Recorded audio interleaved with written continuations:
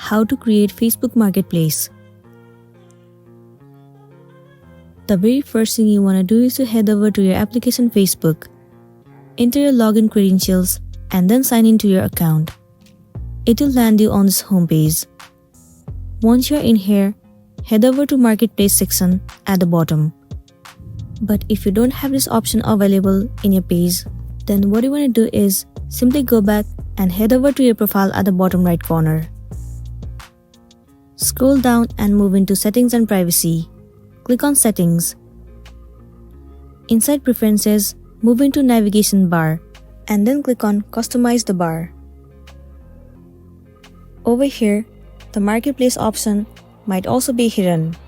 In your case, if it is hidden, then what you want to do is simply click on this drop-down icon and then click on Pin.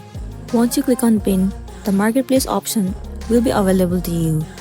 Head over to it. Tap on this person icon at the top right and then click on View Marketplace Profile. Here you can see that you don't have to create a profile for your marketplace on your own. It will automatically be created once you have the feature of Marketplace. So in this page, you will be able to buy or sell the items that you want to, and you'll be good to go.